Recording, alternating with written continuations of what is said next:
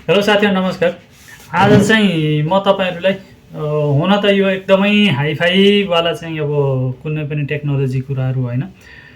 कुनै कुनै कुराहरु साना कुराहरु पनि साथीहरुलाई थाहा नहुँदाखेरि अब धेरैजनालाई थाहा हुन्न, इभन मलाई पनि केही कुराहरु सानो सानो कुराहरु थाहा हुँदैन हैन। अब त्यसको लागि मैले एउटा सानो भिडियो बनाउँदै छु। अब यो तपाईको एउटा चाहिँ फोन मान्नुस्, यो चाहिँ फोन पुरानो भयो। यसमा एउटा जीमेल आइडी छ जसमा कि इम्पोर्टेन्ट मेरो चाहिँ डकुमेन्टहरु पनि छन् र हर तरह चाहिँ बाँडिएको पनि छ। तर धेरै लामो समय भयो यसलाई मैले प्रयोग गर्न थालेको। मलाई इमेल आइडी पनि अब याद छैन के हो, अनि इमेल आइडी याद भए पनि त्यसमा भएका नम्बरहरु मलाई याद छैन। अब यो पुरानो फोनबाट मैले यसलाई चाहिँ नयाँमा ट्रान्सफर गर्नुपर्यो। फोन पनि नम्बर पनि छैन, केही पनि छैन, पासवर्ड पनि आफूलाई याद छैन। भनेपछि के गर्ने त भन्दा सबैभन्दा पहिला त तपाईले यो फोनलाई अफ के भन्छन् रिसेट नगरिकन सबैभन्दा पहिला यही फोनबाट गर्नुपर्ने कामहरु के हुन् त। यदि तपाईले यो भिडियो उपयुक्त लाग्छ भने पुरा हेर्नुहोस्, अदरवाइज यहीँबाट पनि स्किप गर्न सक्नुहुन्छ थाहा भएको साथीहरुले।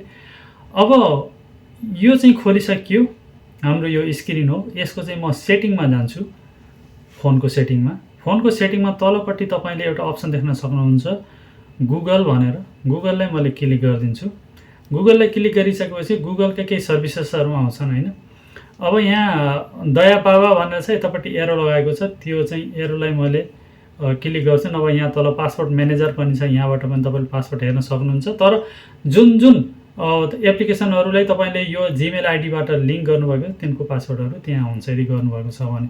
अब मैले यहाँ जहाँ दया बाबा लेखेको छ त्यसको यतापट्टि एरोमा मैले क्लिक गरेँ। एरोमा क्लिक गर्दाखेरि यहाँ के भनेको छ भने म्यानेज योर गुगल एकाउन्ट, यसलाई मैले क्लिक गरेँ। सिधा तपाईलाई एकदमै सजिलो तरिकाले मैले बताइरहेको छु। अब यो खुल्यो।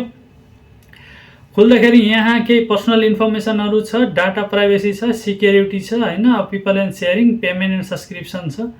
अब चाहिँ तपाईले बाँकी हामीलाई केही पनि गर्नु छैन, हामीलाई चाहिँ सिक्युरिटीमा जानु छ। सिक्युरिटीमा तपाईले हेर्न सक्नुहुन्छ पासवर्ड, पासकी यिनी सबै छन्। 2021 को यसमा चाहिँ पासवर्ड चेन्ज भएको छ र चाहिँ दुईटा रिकभरी फोन नम्बर पनि छैन, यो पनि छैन। भनेपछि तपाई एकपटक पर्सनल इन्फर्मेसनमा पनि गएर आफ्ना इन्फर्मेसनहरु यहाँ हेर्न सक्नुहुन्छ हैन। कन्ट्याक्ट इन्फोमा चाहिँ तपाईको जीमेल आइडी छ, मोबाइल नम्बर यहाँ पनि छैन। भनेपछि अब हामीले के सबैभन्दा पहिला के गर्नु पर्यो त भन्दा यहाँ हामीले हाम्रो मोबाइल नम्बरलाई एड गर्नु पर्यो। या त चाहिँ पुरानो इमेल आइडी हो यो तपाईको हैन, यो त पुरानो इमेल आइडी हो। फोन नम्बर पनि पुरानो होला जो कि तपाईसँग अहिले छैन।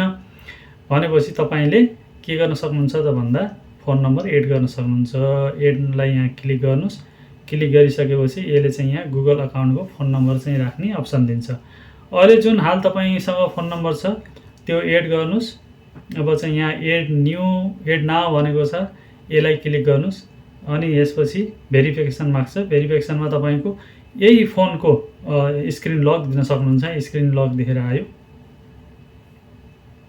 स्क्रिन लक आइसकेपछि अब यहाँ तपाईले यसको कन्ट्याक्ट नम्बरलाई चाहिँ एड गर्न सक्नुहुन्छ है। ल हेर्नुस्, अब यहाँ फोन नम्बर हाल्नु होला। फोन नम्बर हालिसकेपछि यहाँ तलपट्टि नेक्स्टको अप्सन आएको छ। म अहिले युएईमा भएको हुँदा अगाडिपट्टि युएईको झण्डा आएको छ। यदि तपाई नेपालमा हुनुहुन्छ, जुन देशमा पनि हुनुहुन्छ, यसलाई यसरी क्लिक गरेर तपाईले आफ्ना फोन जुन देशको हुनुहुन्छ त्यो चाहिँ राख्नु होला। यदि नेपालको हुनुहुन्छ भने तलपट्टि नेपालको पनि अप्सन छ यहाँ नेपाल। त्यसपछि अगाडि चाहिँ फोन नम्बर राख्नुस्, नेक्स्ट गर्नुस्। तपाईको मोबाइलमा एउटा ओटीपी आउँछ, त्यो ओटीपी हाल्दिनुस्। अनि त्यसपछि तपाईको फोन नम्बर यहाँ एड भयो। अब एड भयो। अब तपाईले चाहिँ पासवर्ड चेन्ज गर्न छ भनेपछि तपाई फेरि केमा जानुस् भन्दा सिक्युरिटीमा जानुस्। सिक्युरिटीमा तलपट्टि यहाँ चाहिँ तपाईको पासवर्ड लेखेको छ, यसलाई क्लिक गर्नुस्। यसलाई अहिले क्लिक गर्दाखेरि यसले चाहिँ अटोमेटिकली पासवर्ड चेन्ज गर्ने अप्सन पनि दिन्छ। यहाँबाट चाहिँ अप्सनले पासवर्ड चेन्ज पनि गर्न सक्नुहुन्छ, किनभने हामीले हाम्रो फोनको पिन नम्बर त्यहाँ हालेको थियो। अब यहाँबाट तपाईले यसरी पासवर्ड चेन्ज गरेर चेन्ज पासवर्डमा क्लिक गरिदिनु भयो भने पासवर्ड चेन्ज भयो। अब कुनै पनि डिभाइसमा तपाईले लगइन गर्ने हो, त्यहाँ तपाईले त्यो इमेल आइडी हाल्नुस् र यहाँ चेन्ज गरेको पासवर्ड हाल्नुस्। यदि पासवर्ड तपाईलाई याद छैन, गर्नुभएको छैन, गर्न चाहनुहुन्न भने त्यही नयाँ फोनबाट यो इमेल आइडी हालेर फर्गेट पासवर्ड गरिदिनुस्। त्यो तपाईको मोबाइलमा ओटिपी आउँछ, त्यो ओटिपी हालेर पासवर्ड त्यहाँबाट सेट गर्नुहोस्। अदरवाइज यहीँ यति सजिलो अप्सन छ, यहाँबाट तपाईँले आफ्नो पासवर्डलाई चेन्ज गर्न सक्नुहुन्छ। एकदमै सजिलो प्रक्रिया छ। यसमा कुनै पनि डाउट तपाईँलाई लाग्छ भने कमेन्ट गर्नुहोला या चाहिँ इनबक्समा चाहिँ मेसेज गर्नुहोला, म तपाईँको मेसेजको चाहिँ रिप्लाई दिनेछु। एकदमै सजिलो प्रोसेस छ। यो चाहिँ मलाई भिडियो बनाउनुको कारण यो कि धेरैजनालाई यो कुराहरू थाहा हुँदैन। नर्मल सानो कुराहरू पनि हामीलाई थाहा हुँदैन। इभन मलाई धेरै कुराहरू थाहा छैन होइन। मैले चाहिँ जुन कुरा चाहिँ आफूले जानेको हुन्छु त्यो कोसिस गर्छु कि साथीहरूसँग त्यो कुरा चाहिँ सेयर गरौँ भनेर है। अब यो भिडियोलाई सेयर पनि गरिदिनु होला, तपाईँलाई पनि धर्म हुन्छ, र मेरो चाहिँ यो प्रोफाइललाई फलो गर्नुहोला यस्तै टिप्स र चाहिँ जानकारीमूलक भिडियोको लागि। धन्यवाद।